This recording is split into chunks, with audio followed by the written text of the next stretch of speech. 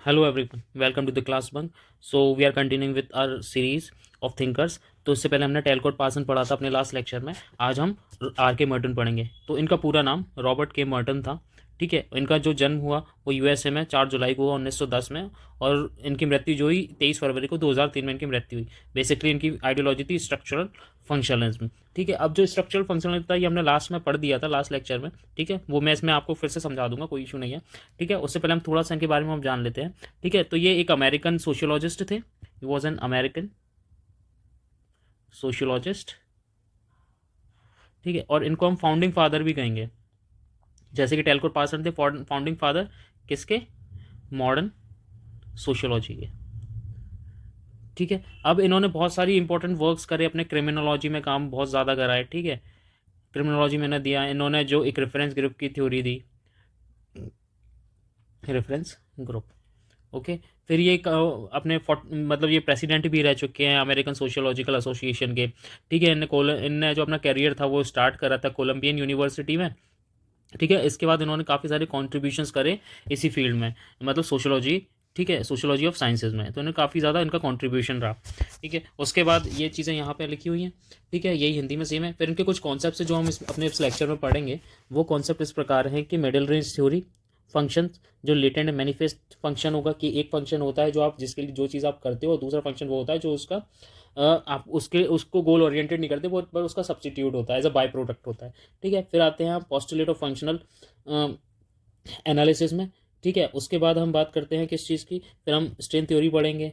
ठीक है, फिर हम पढ़ेंगे थ्योरी ऑफ डेवियंस पढ़ेंगे, एंटीसिपेटरी सोशलाइजेशन पढ़ेंगे, रेफरेंस ग्रुप देखेंगे, ईथोस ऑफ साइंस भी हम इस लेक्चर में देखेंगे।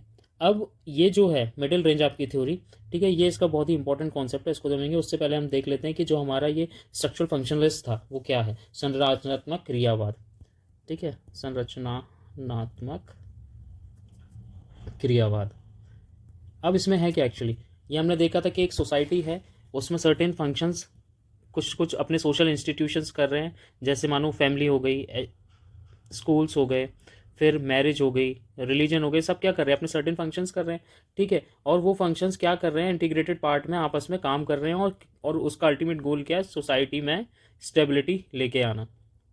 तो जो फंक्शनलिस्ट हैं, जो स्ट्रक्चरल फंक्शनलिस्ट हैं, वो इसी चीज़ पे जो है फोकस करते हैं। ये चीज़ आपको क्लियर हुई? ओके। तो जो हमारा संरचनात्मक क्रियावाद है वो यही है कि जितने भी हमारे सोसाइटी में इंस्टीट्यूशंस हैं, ठीक है, तो उन इंस्टीट्यूशंस में एक सर्टेन फंक्शंस कर रहे हैं सब लोग, और वो आपस में एक तालमेल बना के काम कर रहे हैं ताकि सोसाइटी में क्या है, स्टेबिलिटी है।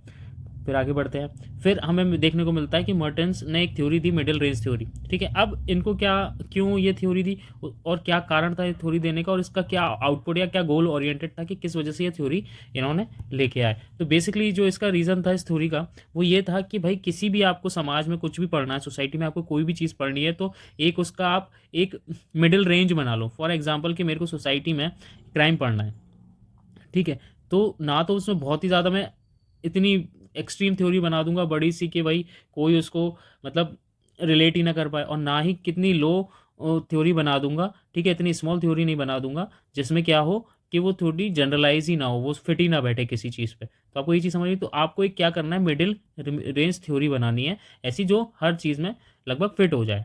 ठीक है, अब वो यहाँ पे यही कह रहे हैं कि ये एक तरीका है, way to make theories that are not too big and not too small. This theory talks about one part of the society, like why people commit crime, लोग क्राइम क्यों करते हैं, हाउ स्कूल वर्क्स। तो ये दोनों ने उदाहरण दिए कि भाई हमें पढ़ना है कि लोग आखिर क्राइम क्यों करते हैं या स्कूल क्यों काम करते हैं, तो हमें तो इसकी एक मिडिल रेंज हम थ्योरी बना लेंगे।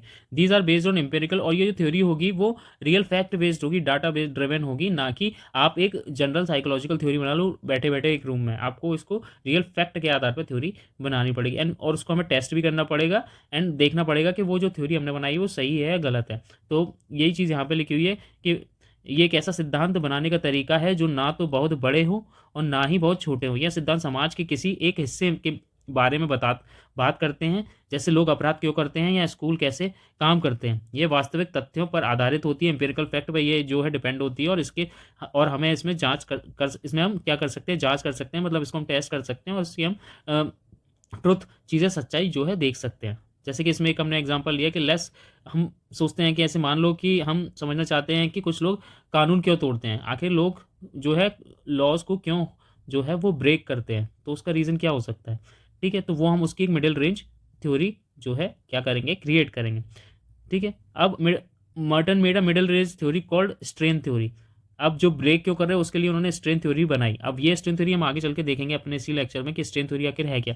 Then he said people want success like money, jobs, nice things, अच्छी चीज़ें, लग्जरियस चीज़ चाहिए, but not everyone has the same chance to get it. Some people feel pressure, strain and make break the rules and to get that they want. देखो मैं यहाँ ही बता देता हूँ आपको स्ट्रेन थ्योरी के बारे में, यही इसका एग्जाम्पल हो जाएगा कि उन्होंने क्या बनाया। उन्होंने बोला कि जो पीपल हैं वो सक्सेस करने के लिए क्या करते हैं, बहुत ज़्यादा हार्ड वर्क करते हैं ताकि उन्हें पैसा मिले, अच्छी पढ़ते हैं तो बहुत अच्छी जॉब मिले, कोई लग्जरियस मिले। बट क्या होता है कि काफ़ी मेहनत करने के बाद आदमी थक जाता है, नहीं उससे हो पा रहा है, वो चीज़ें अचीव नहीं कर पा रहा है जो वो चाहता है करना लाइफ में। बट फिर तो क्या होता है, आदमी क्या करता है उसके बाद उस चीज़ से डेविएट होने लगता है, प्रेशर फील करने लगता है, स्ट्रेस में आ जाता है। तो वो क्या करता है, वो रूल ब्रेक करने की काम करता है, वो शॉर्ट टर्म में कुछ नया गेन करने की कोशिश करता है। उसमें क्या करता है, वो अपने सर्टेन रूल्स ब्रेक करता है। तो वो क्या करता है, किसी लॉ को तोड़ रहा है। फॉर एग्जाम्पल, अब नहीं आ रहा तो आपने क्या करा, साइबर क्राइम कर दिया कि आपने किसी के अकाउंट से पैसा निकाल दिए। ठीक है, अगर आप उसमें अच्छे हो तो।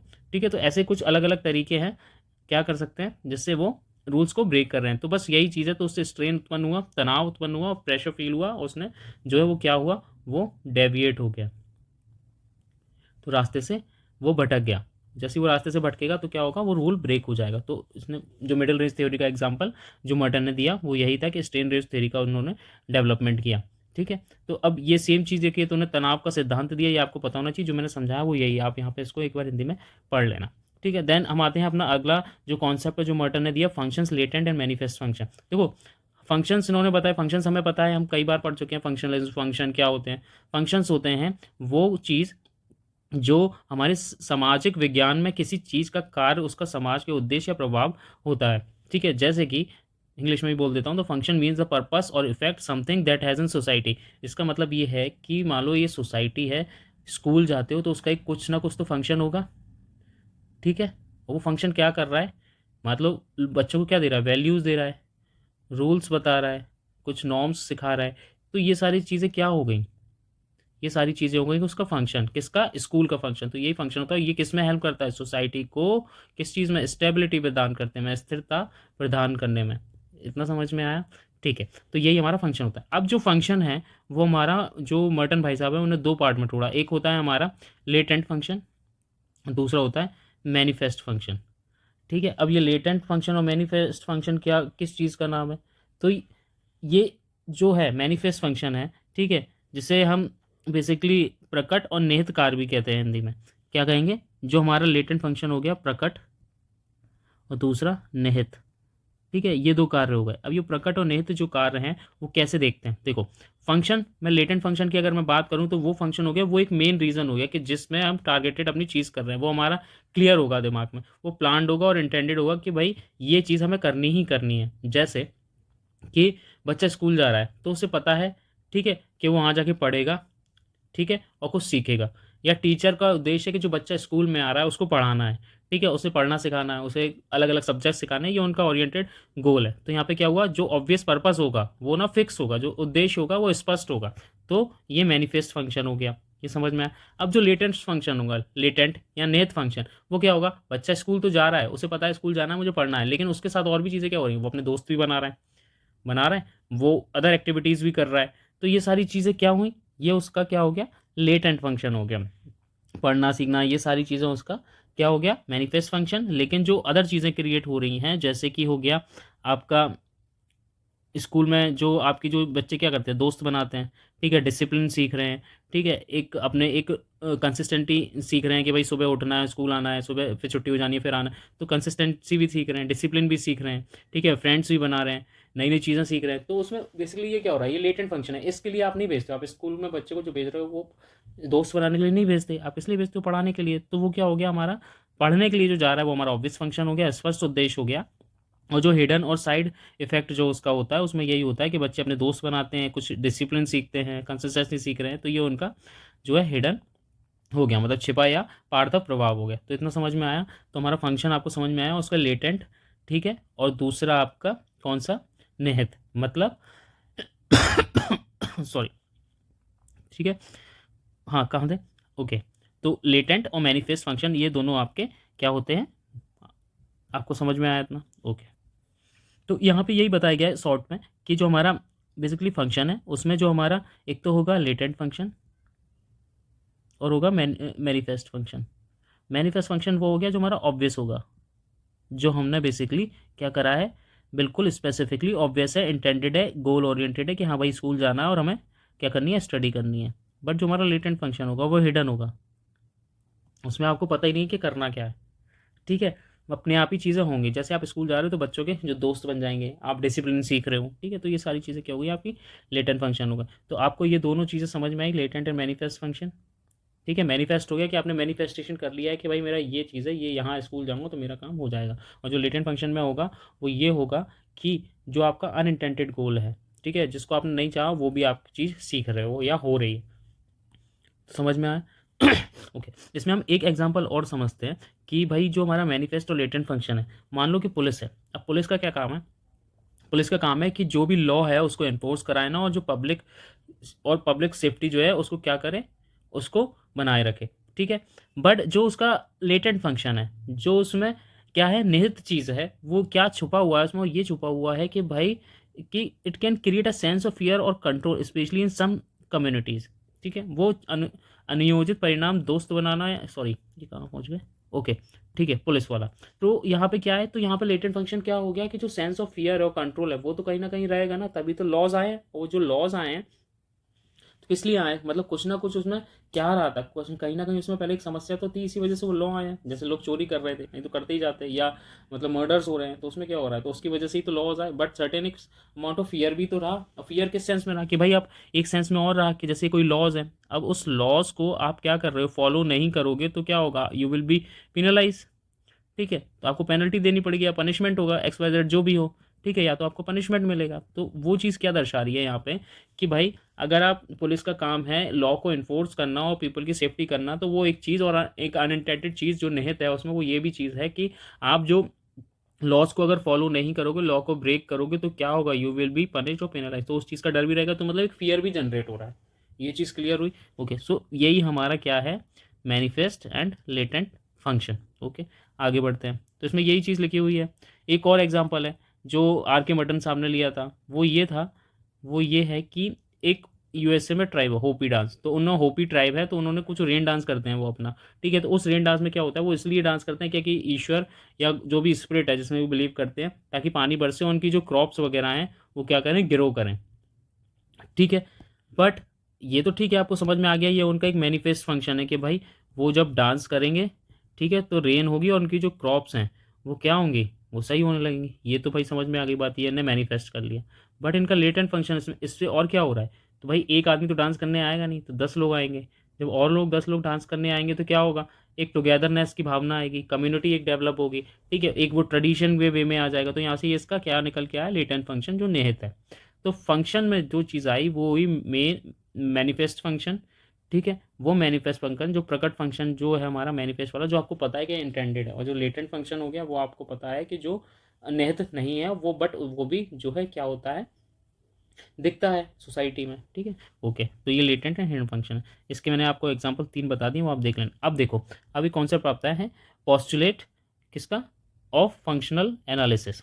अब ये क्या बात है, अब ये क्या चीज़ है, तो देखो प्रस्ताव, पोस्टुलेट क्या है, तो पोस्टुलेट बेसिकली एक सिंपल सा, देखो जो मिडिल एक रेंज थ्योरी बनाई थी ना हमने, जो मिडिल रेंज थ्योरी बनाई थी, तो उसमें मॉडर्न साहब एक चीज़ ऐड करते हैं कि भाई इसमें ना आप क्या करो, एक पोस्टुलेट ऐड कर लो, ठीक है। पोस्टुलेट एक कुछ नहीं है, बस एक आइडिया है, एक बेसिक आइडिया है जो आप उसको सच मान लोगे, ठीक है। अब और उसी के आधार पे आप क्या करोगे, एक थ्योरी को डेवलप करोगे। इतना समझ में आया। तो बस यही चीज़ है, उन्होंने बोला कि प्रस्ताव सिर्फ एक इतना सा चीज़ है कि आप क्या करोगे, आपके एक मूल विचार या नियम होता है जिसे आप सत्य मानते हैं, ताकि इस सिद्धांत का आप निर्माण कर सकें, ठीक है। तो ये पोस्टुलेट हो गया, ये आपको क्या करेगा, ये हेल्प करेगा कि सोसाइटी को आप छोटे छोटे पार्ट्स में जो है देख सको और समझ सको कि जो सोसाइटी है वो कैसे काम करती है। इतना समझ में आया, तो ये पोस्टुलेट्स का प्रस्ताव होगा। तो कुछ नहीं है, बेसिक आइडिया, उसको आप सच मान लो और उस पर आप थ्योरी को डेवलप करो। अब जो प्रस्ताव है ना, ठीक है, इसमें 2 मानव थे पहले वाले, जिनका नाम था मेलानोस्की, जो हम पढ़ चुके हैं, और रेडक्लिफ ब्राउन, ठीक है। इन दोनों ने इस पोस्टुलेट्स को पहले यूज़ कर चुके हैं। तो मार्टिन साहब जो थे मेलिनोस्की और रेडक्लिफ ब्राउन से, इन दोनों के जो इन्होंने पोस्टुलेट या प्रस्ताव बताए थे, ठीक है, उससे जो है बिल्कुल एग्री नहीं करते थे। तो हम देखते हैं उनके 3 जो प्रस्ताव हैं, तो वो कौन कौन से हैं।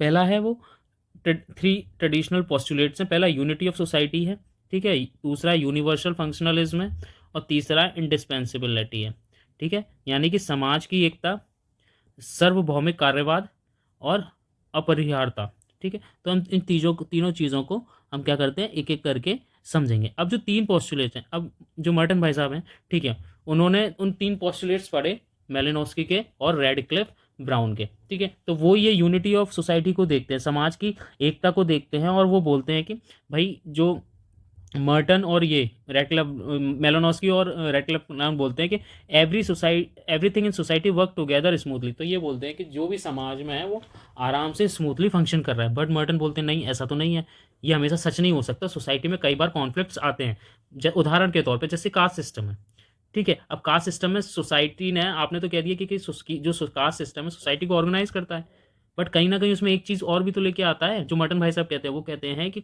ये एक इनइक्वालिटी लेके आता है और कॉन्फ्लिक्ट लेके आता है इन दोनों के बीच में।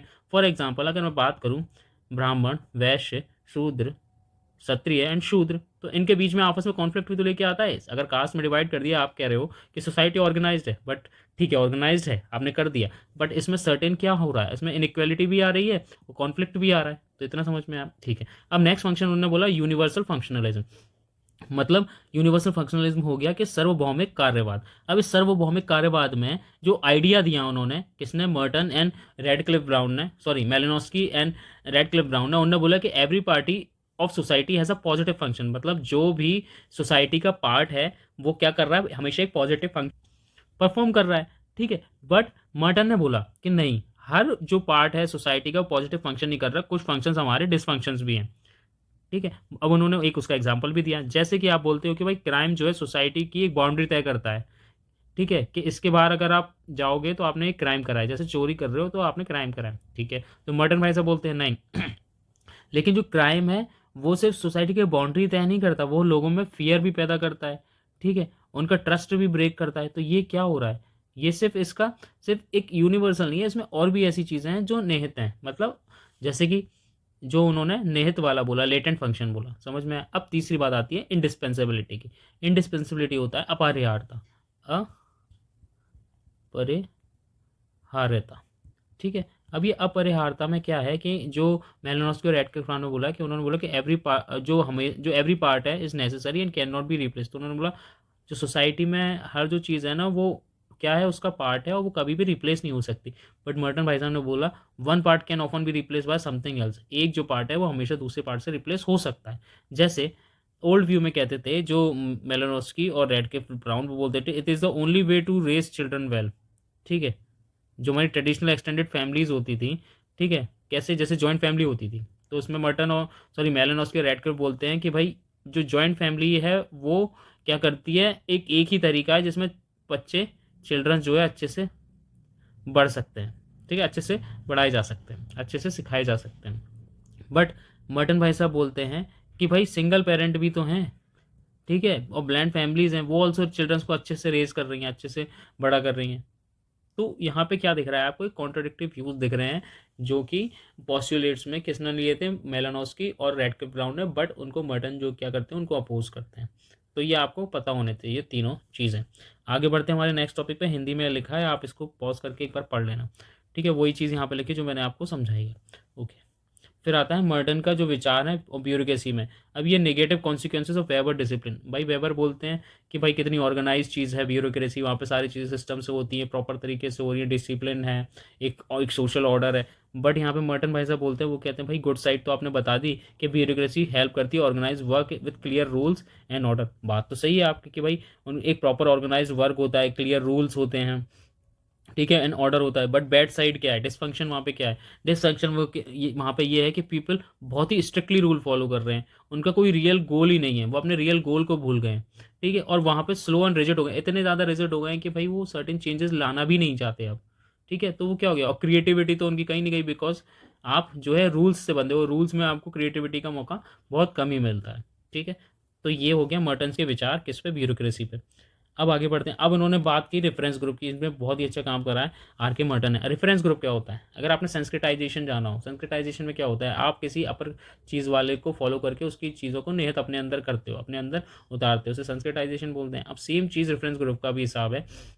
रेफरेंस ग्रुप वो होता है कि मान लीजिए आपको बहुत पैसे वाला बनना है, तो आप रेफरेंस ग्रुप क्रिएट करोगे किसका, इलॉन मस्क का। तो उसकी क्या देखोगे आप, उसका वर्क एथिक देखोगे कि भाई कितने कितने घंटे काम करता है, मतलब वो 15 घंटे काम कर रहा है, मतलब उसकी स्ट्रेटजी क्या है, किस तरीके से रहता है, क्या फॉलो कर रहा है, कितनी कौन सी बुक्स पढ़ रहा है। तो ये आपने एक अपना एक क्या करा है, और रेफरेंस ग्रुप क्रिएट कर लिया कि भाई मैं इससे रेफरेंस लूँगा और अभी आप यहाँ पे हो और आपको यहाँ पे पहुँचना है जहाँ पे एलॉन मस्क है।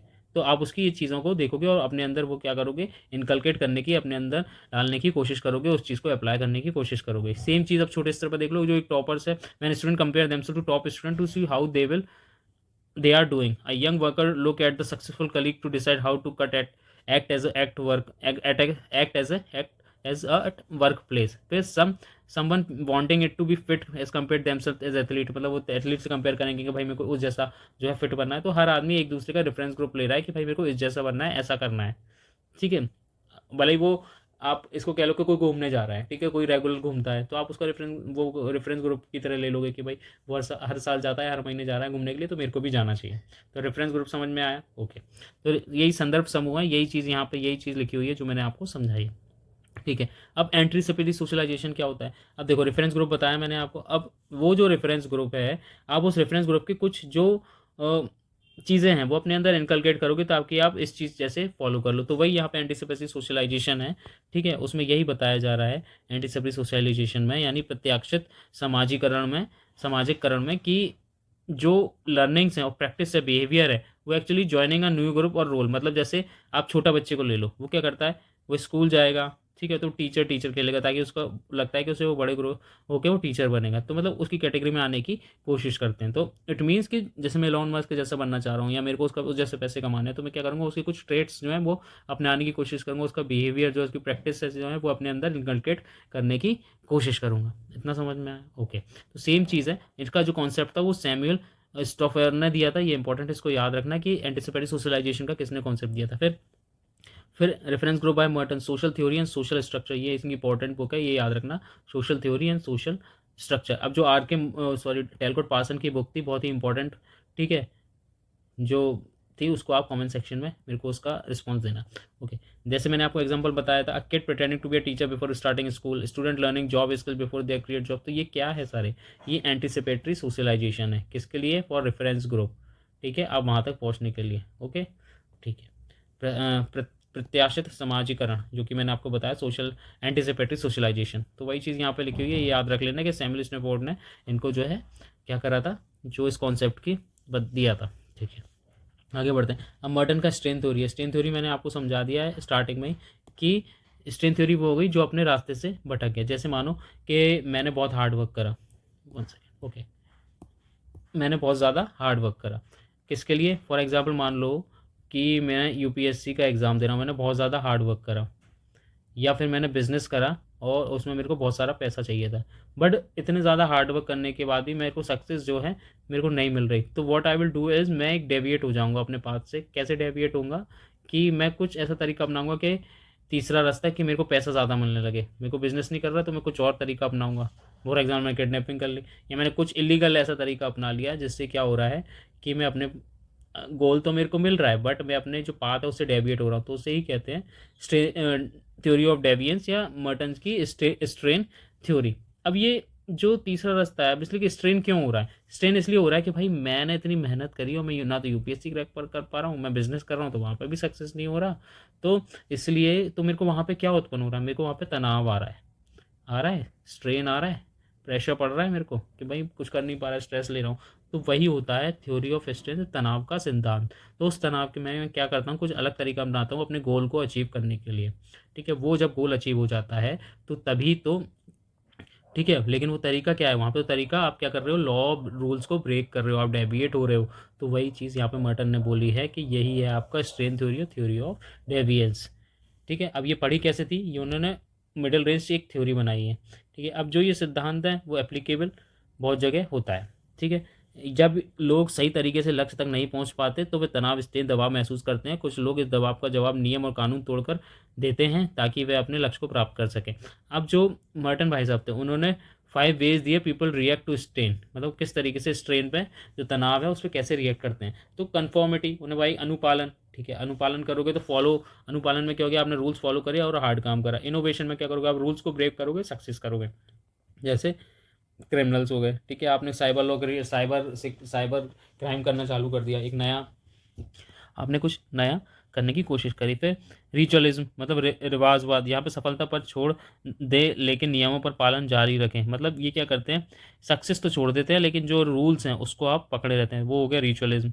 पलायनवाद या रिट्रीटिज्म होता है कि जिन्होंने अपने गोल्स और रूल्स को दोनों को रिजेक्ट कर दिया, ठीक है, जैसे कि वो ड्रॉप आउट्स हो गए। ओके, देन आता है rebellion, reject goals and create new ones. ठीक है, इतना क्लियर हुआ। ओके, मतलब बगावत वही हो गया, रिबेल हो गया जिसने लक्ष्यों को अस्वीकार करें और नए लक्ष्य बनाए, मतलब उन्हें अपने खुद के एक नए लक्ष्य क्रिएट कर लिए और वैसे जो लक्ष्य हैं जैसे यूपीएससी करना और आईएएस बनना उन्होंने उसको त्याग दिया, नहीं, रिबेलियस नेचर हो गया। ठीक है, जो ट्रेडिशनल वे में ना जाके कुछ नया करने की कोशिश करते हैं। तो बस यहाँ पे यही चीज़ लिखी है। कुछ भाई हमारे कल्चरल गोल्स होते हैं, कुछ इंस्टीट्यूशनल गोल्स होते हैं रॉबर्ट के डेवियंस के हिसाब से। ठीक है, जैसे आप कन्फर्मिटी, रूल्स रेगुलेशन, नियमों का पालन करोगे, ठीक है, तो आप लेकिन इनोवेशन को रिजेक्ट कर दोगे। अगर आप रूल्स रेगुलेशन फॉलो करते हो तो इनोवेशन आपसे होगा ही नहीं। वही सेम चीज़ है रिचुअलिज्म में। आप क्या कर रहे हो, आप गोल्स को तो छोड़ दे रहे हो, सक्सेस को छोड़ दे रहे हो, लेकिन आप रूल्स रेगुलेशंस को ही लेके पड़े हो। ठीक है, लेकिन तो फिर वहाँ पे क्या होगा, आप जो है रिजेक्ट कर दोगे अपने गोल्स को रिट्रीज में, और रूल्स को आप ड्रॉप आउट कर लोगे। तो ये सारी चीज़ें हैं जो ये इसमें आपको आर्किमिडीज की डेविड टोपोलॉजी में आपको देखने को मिलेगी। अगर आप नए गोल्स बनाते हो, नए मीन्स लेते हो, तो आप रेबेलियन हो गए। ना आप रूल्स को फॉलो कर रहे हो, ना गोल्स को फॉलो कर रहे हो, ना आप उन तरीकों को फॉलो कर रहे हो, तो क्या हो गए, आप क्या कहलाओगे, रेबेलियन, आप डेविएट हो रहे हो। ठीक है, ये सारे 5 तरीके हैं जिससे आप तनाव के पर प्रतिक्रिया के 5 तरीके आप देख सकते हो। मतलब मर्टन्स मोड ऑफ एप्लीकेशन है 5 तरीके, तो आपको इसको ऐसे याद रख सकते हो, CIRRR। आर क्या हो गया आपका, रिचुअलिज्म, रिट्रीटिज्म, रेबेलियन। ठीक है, क्लियर। आगे बढ़ते हैं, थ्योरी ऑफ डेविएंस वही हो गया, डेविएंस का मतलब हो गया अपरिवर्तन का सिद्धांत। मतलब वही आपने एक नॉर्मल जो रूल्स एंड रेगुलेशंस है उसको ब्रेक करके आप कुछ नया कर रहे हो। अब वो चाहे पॉजिटिव भी हो सकता है और वो नेगेटिव भी हो सकता है, आप क्राइम भी कर सकते हो या कुछ आप इनोवेशन भी कर सकते हो। It happens because people experience strain and pressure, वो इसीलिए होता है जब आप पे कुछ स्ट्रेन या प्रेशर पड़ रहा होता है। ठीक है, society defines what's deviant based on its rules and values. तो सोसाइटी ही निर्धारित करती है कि डेविएशन क्या है या जो रूल्स और वैल्यूज़ को आप फॉलो कर रहे हो वो क्या है। Is it clear. तो ये चीज़ समझ में आई आपको, ये है थ्योरी ऑफ डेविएंस की। तो यही चीज़ सेम चीज़ यहाँ पे लिखी हुई है। ठीक है, अब स्ट्रेन थ्योरी, थ्योरी ऑफ डेविएंस, बात वही है, लक्ष्यों तक ना पहुँच पाने का दबाव अपवर्तन का कारण बनता है जिसे हम स्ट्रेन थ्योरी कहते हैं, और समाज के नियमों का उल्लंघन तनाव या संघर्ष के कारण, तो उसे कहते हैं थ्योरी ऑफ डेविएंस। तो बात बस वही है लेकिन घुमा के गई है। तनाव में क्या हो रहा है, जो लक्ष्य हैं, जो आपके एम हैं, ठीक है, आप उनको पहुंच पाने पर क्या कर रहे हो, नहीं पहुंच पा रहे हो, आप क्या कर रहे हो, दबाव महसूस कर रहे हो। ठीक है, और वो दबाव महसूस कर रहे हो तो उससे आप क्या हो जाते हो, फिर आप कुछ अचीव नहीं मिलता था, दोबारा से आप उसको अचीव करने के नियमों का उल्लंघन करते हो, आप रूल्स को, ठीक है, कुछ तनाव महसूस करके, तो आप उसमें क्या होते हो, डेविएट हो जाते हो। तो वही है थ्योरी ऑफ डेविएंस। फिर आगे बढ़ते हैं, मॉडर्न का एक अपना नया कॉन्सेप्ट देखते हैं, जो आखिरी कॉन्सेप्ट है इनका, उसमें ये बोलते हैं इथोस ऑफ मॉडर्न साइंस, आधुनिक विज्ञान का नैतिक आधार।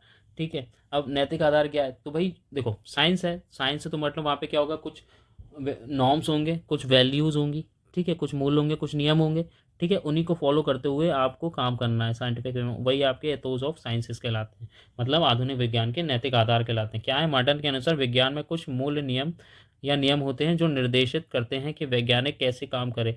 इन्हें विज्ञान का एथोस कहा जाता है, यानी अच्छा विज्ञान करने के नैतिक नियम है ये।